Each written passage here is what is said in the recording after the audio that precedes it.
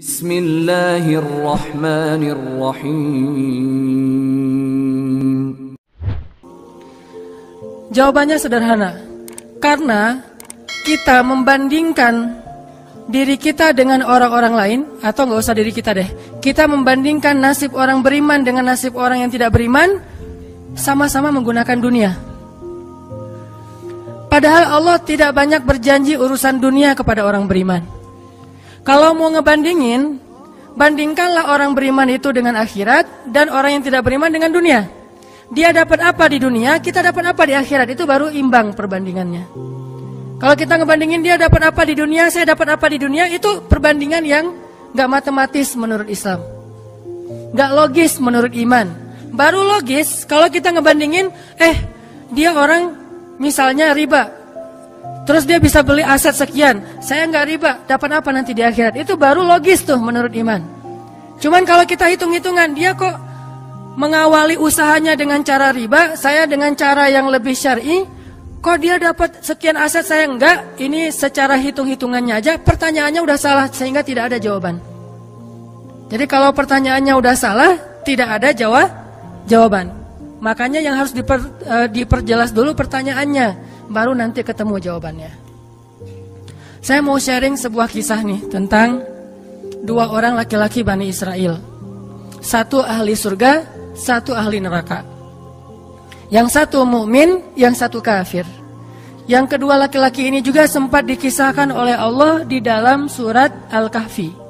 Nanti teman-teman yang rajin baca Al-Kahfi pada hari Jumat bisa cek tuh. Salah satu kisah di surat Al-Kahfi itu kisah dua laki-laki Bani Israel, yang satu kaya, yang satu miskin, yang satu kafir, yang satu mukmin. Ceritanya dua orang laki-laki Bani Israel ini sama-sama Allah karuniai rezeki sebanyak 4.000 dinar. Sekarang 1 dinar itu kurang lebih sekitar 2,5 juta. Jadi ada 4.000 dinar. Lalu laki-laki kaya, laki-laki kafir, laki-laki yang tidak beriman, membeli sebuah rumah yang sangat bagus di puncak bukit dengan view yang luar biasa dengan harga 1.000 dinar. Sehingga kemudian dia datang kepada temannya yang mukmin, dia bilang, yuk ke rumah saya tunjukin rumah baru saya. Datang nih ke rumah baru laki-laki yang tidak beriman. Pas ngelihat dari gerbangnya luar biasa, tamannya luas, ada rusanya, ada kijangnya, ada marmutnya, ada segala macamnya, ada onta, ada kuda, lengkap aja tuh. Ini rumah atau kebun binatang ya? Pokoknya rumahnya keren aja. Terus laki-laki beriman nanya, ini rumah baru? Ya, berapa kamu belinya? 1.000 dinar. Bagus kan? Bagus. Ya udah kamu beli atau 1.000 dinar. Ini rumah kayak gini banyak nih masih dijual. Akhirnya laki-laki mukmin ini pulang. Malam harinya dia sholat, kemudian dia berdoa, ya Allah, sahabat saya sudah membeli sebuah rumah yang besar, rumah yang bagus dengan harga 1.000 dinar. Maka besok saya ingin membeli itu di surga dengan cara bersedekah 1.000 dinar. Maka berikanlah untuk saya rumah yang lebih bagus di surgamu ya Allah. Dia sedekah 1.000 dinar. Lalu besoknya ketemu sama temannya yang tidak beriman, nanya, udah beli rumah? Udah. Di mana? Nggak dekat dengan rumah saya, jauh kata dia. Di mana itu? Di surga. Hah? Caranya gimana? Sedekah. Wah, kamu mah orangnya fanatik lah, istilahnya sok soleh lah, apalah segala macam, Pak Haji. Diledekin aja tuh. Diledekin.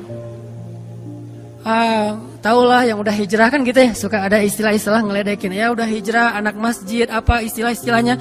Diledekin gara-gara dia bersedekah 1.000 dinar.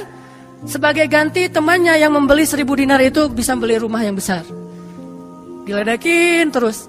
Setelah berlalu sekian lama, kemudian laki-laki yang pertama ini yang tadi tidak beriman nikah. Istrinya tuh cantiknya luar biasa. Usianya ABG. Cantik. Setelah selesai dia lamar, nikah, pas hari pernikahan ngundang temannya yang beriman. Datang ya ke acara pernikahan saya. Acaranya tuh weddingnya itu ada IO-nya, IO terkenal, paling terkenal di situ. IO Bani Israel. Paling. Jadi wedding apa bukan IO ya, wedding organizer-nya Bani Israel. Kan orang Bani Israel mah, orang Yahudi ini kalau bikin acara tuh luar biasa ya. Kayak mereka bikin Tomorrowland segala macam kan. Jadi bikinlah wedding organizer ini bikin acara wedding yang luar biasa, menghabiskan berapa? Kalau sekarang mungkin di TV-TV itu suka diumumin biaya weddingnya itu berapa miliar kan, suka gitu tuh. Nah dia ngumumin. Atau kalau nggak dia umumin pun orang-orang bilang, tahu nggak itu acaranya habis berapa? 1.000 dinar. Habis 1.000 dinar. Dia nanya, ini emang habis 1.000 dinar? Ya, maharnya 1.000 dinar. Mahar si cewek cantik. Cewek paling cantik di kota itu aja. Tidak ada lagi cowok kecuali pernah suka sama tuh cewek. Tapi dia dapat gara-gara punya uang 1.000 dinar. Saya pernah guyon sama istri saya, nanti kalau anak kita nikah, maharnya nggak usah mahal-mahal, 2 miliar aja. 1 miliar buat dia, 1 miliar buat bapaknya. Nah, 1.000 dinar. Udah gitu dia pulang nih orang beriman. Malamnya dia tahajud, dia berdoa kepada Allah, ya Allah, teman saya udah nikah, nah saya mau masih gini aja. Tuh ya, ini pedoman buat teman-teman ya. Kalau ada yang ngasih kartu undangan, tanya maharnya berapa? Maharnya 10 juta. Waduh, saya pas nih 10 juta. Bilang ke Allah, ya Allah, sama kayak dia. Saudara saya, teman saya sudah menikah dengan mahar 1.000 dinar. Dan saya masih punya. Saya ingin melamar bidadari di surga dengan 1.000 dinar. Nikahkanlah saya dengan bidadari paling cantik di surga, ya Allah. Ini 1.000 dinarnya, sedekah 1.000 dinar. Temannya punya anak, ceritanya pas lagi reuni SMP gitu ya.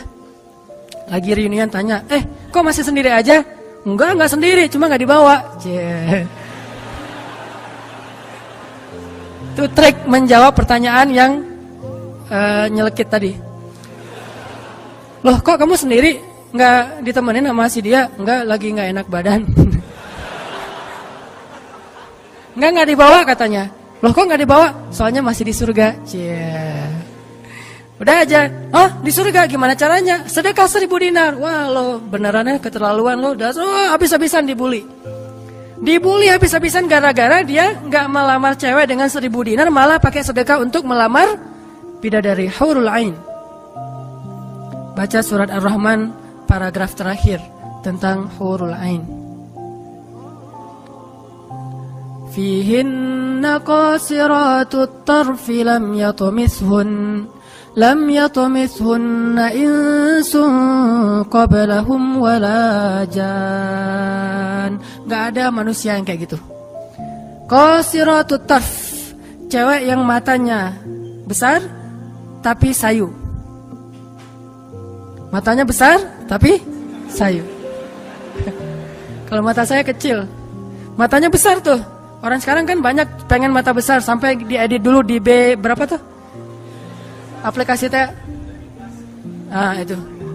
Di Fotoras lah, apalah diedit supaya matanya disobek dikit bagian ininya jadi besar gitu ya. Dikasih eyeshadow, dikasih apa segala macam supaya matanya besar. Kenapa? Mata besar itu simbol dari kecantikan. Makanya bidadari itu bahasa Arabnya Hurul Ain, yang matanya besar. Lam yatumithunna insun qablahum walajan. Belum pernah disentuh.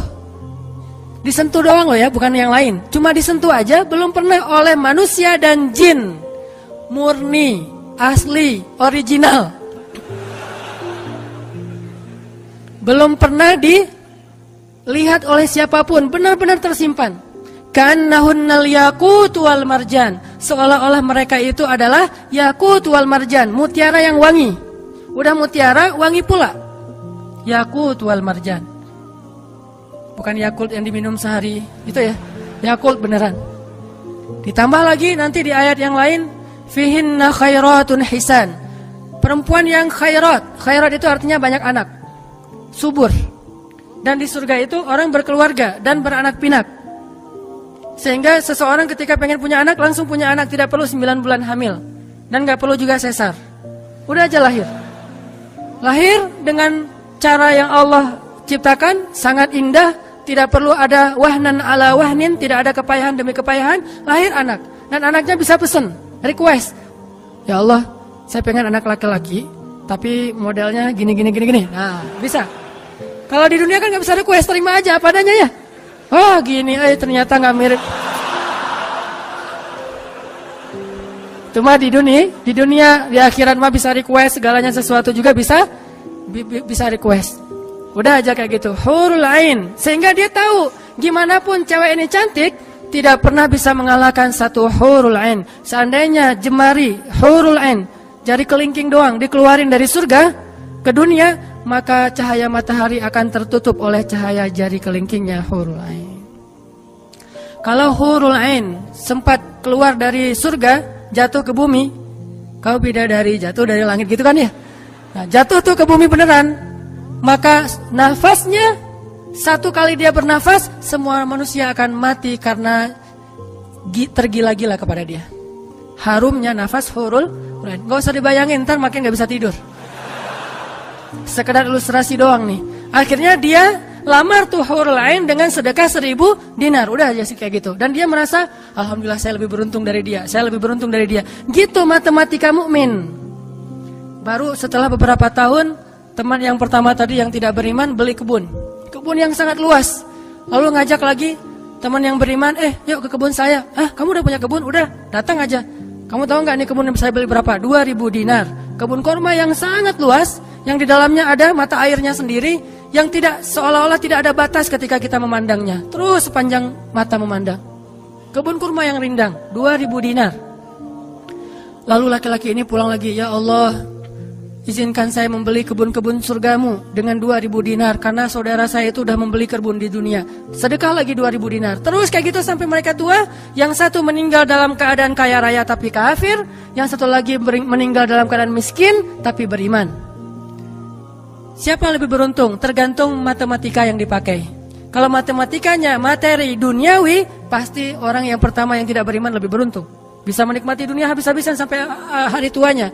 Tapi kalau matematikanya matematika mukmin, Rabbani, maka pasti yang kedua lebih beruntung dari yang pertama.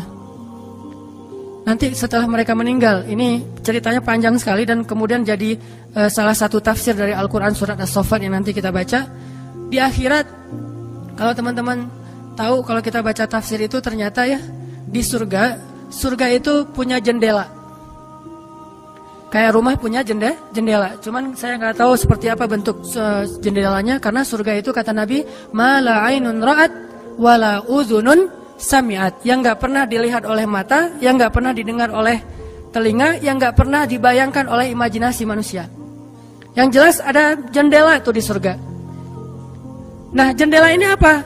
Jendela ini dipakai untuk mengintip ke neraka. Jadi nanti kalau ada kisah-kisah penduduk surga menyelamatkan orang-orang di neraka, itu lewat jendela itu. Kalau ada cerita penduduk surga dan penduduk neraka berdialog, itu lewat jendela itu. Bukan keluar dulu, sama-sama keluar terus ada ruangan khusus dialog gitu, enggak. Atau pakai misalnya Skype gitu ya. Nelpon neraka pakai Skype. Tling, lagi disiksa. Aduh, ada yang nelpon, bentar dulu. Kan enggak ada yang gitu ya. Ini mah pakai jendela, jadi jangan pakai imajinasi teknologi yang sekarang. Nggak ada Skype, nggak ada WhatsApp call, video call gitu. Nggak ada line, yang ada lewat jendela. Begitu dia ngelihat ke jendela, dia langsung Allah berikan dimensi melihat neraka. Langsung Allah kasih ruang untuk bisa melihat neraka. Di neraka itu dia akan bertanya kepada malaikat neraka, ngasih kayak kertas gitu. Tolong cariin yang namanya ini. Cariin. Oh ya, ini masa nggak kenal kayaknya di surga. Emang siapa? Hanan Ataki. Penduduk malaikat neraka mah nggak kenal. Amin. Aminin atuh. Mudah-mudahan semua kita tidak dikenal di neraka. Dikenal di surga insya Allah. Kalau ini mah nggak boleh heureuy. Ini serius nih mah. Udah aja ngasih nama gitu ya ke malaikat penjaga neraka. Kenal nama ini nggak? Oh ntar dulu nanya ke yang lain. Kenal nama ini nggak? Wah ada tuh yang di pojok sana tuh lagi dihabis-habisin sama malaikat. Udah malaikat yang itu bawain sini gitu. Pas dibawain ternyata itu adalah laki-laki tadi yang di dunia saling bersaing dalam memperkaya diri. Satu memperkaya diri di dunia ya, satu lagi memperkaya diri di akhirat. Bro, gimana nasib lo sekarang? Waduh, saya sekarang disiksa segala macam, dia ngaku kesalahannya. Lah kamu gimana? Dulu kamu katanya beli rumah di surga, terus nikah di surga, terus beli kebun di surga, udah dapat. Wah, bukan dapat lagi. Ternyata 1000 dinar itu bukan satu istana loh bro. 1 dinar itu sekian ribu istana. Sekarang saya 1000 dinar, bayangin aja. Gitu. Makin sakit kan ya. Makin nelangsa, makin stres. Udah di neraka stres pula, stroke lagi. Kena kejang-kejang gitu. Nggak di neraka kejang-kejang aja nggak enak, stroke nggak enak, apalagi udah stroke-nya di neraka kan lebih nggak enak tuh. Orang kena penyakit jantung di dunia nggak enak, ini penyakit jantungnya di neraka lebih nggak enak lagi. Ini mah imajinasi saya. Sesuai dengan di Al-Quran surat As-Saffat, dialog antara penduduk surga dan penduduk neraka. Inilah teman-teman matematika untuk mengukur siapa lebih beruntung.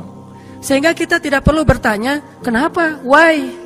Saya udah hijrah kok makin susah hidup saya, dunia itu. Akhirat enggak.